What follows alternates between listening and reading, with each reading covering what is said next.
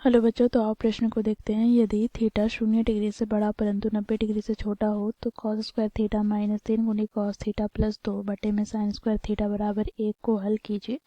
तो दिए गए प्रश्न की मुख्य अवधारणा की बात करें तो बच्चों देखो यहाँ पर, यदि कॉस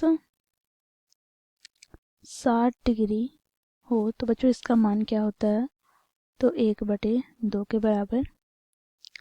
यदि कॉस 0 डिग्री का मान 1 के बराबर होता है। साथ ही बच्चों यहाँ पर हम द्विघात समीकरण की बात करें तो द्विघात समीकरण का जो मानक रूप होता है वह होता है बच्चों देखो, a गुनी एक्स का square plus b x plus c बराबर 0। बच्चों इसे हम गुणनखंड विधि द्वारा हल करें तो यहाँ से बच्चों देखो हम क्या करेंगे, तो एक्स स्क्वायर का गुणांक अर्थात a तथा अचर पद को गुना करेंगे अर्थात हमें गुणनफल AC प्राप्त हो जाएगा।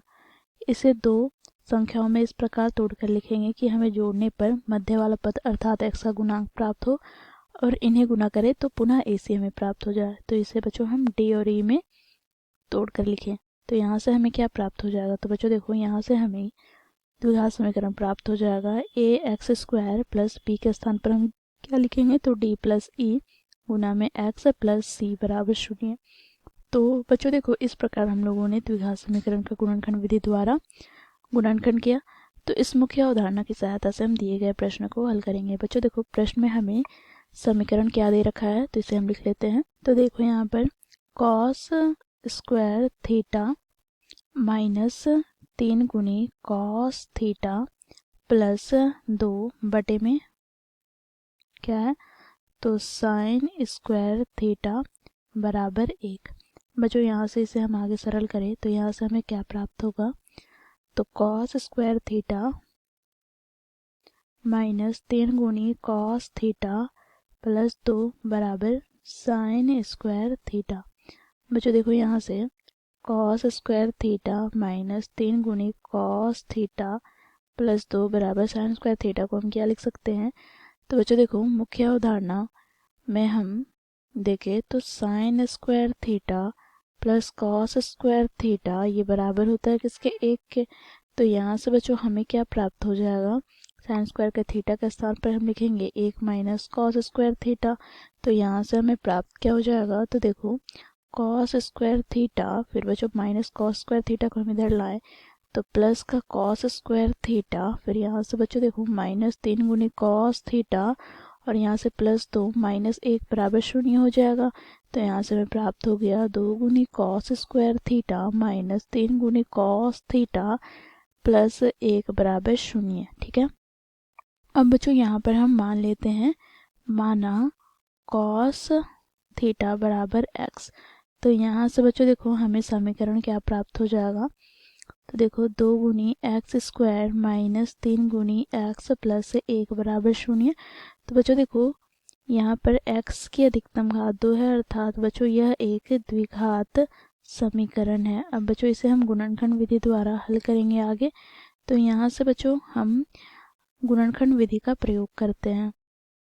तो इसके लिए हमें क्या करना होगा, तो एक्स स्क्वायर का गुणांक और अचर पद को गुना करेंगे तो हमें गुणनफल क्या प्राप्त हो जाएगा, तो 2 एका 2। ठीक है, अब बच्चों इसे हम दो संख्या में इस प्रकार तोड़कर लिखना है कि हमें जोड़ने पर प्राप्त क्या होना चाहिए, तो 3।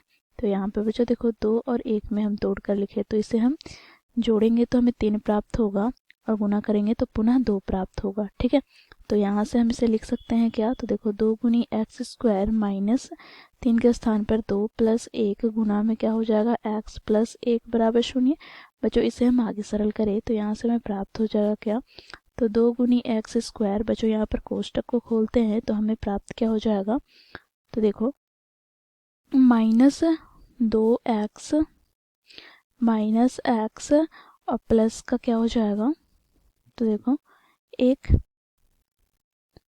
बराबर 0। बच्चों देखो इन दोनों पदों से हम 2x उभयनिष्ठ निकाले तो x माइनस 1 हमें प्राप्त होगा। इन दोनों पदों से हम माइनस 1 उभयनिष्ठ निकाले तो x माइनस 1 बराबर 0। बच्चों देखो इन दोनों पदों से हम क्या करेंगे, x माइनस 1 उभयनिष्ठ ले तो यहाँ से हमें प्राप्त हो जाएगा 2x माइनस 1 बराबर 0।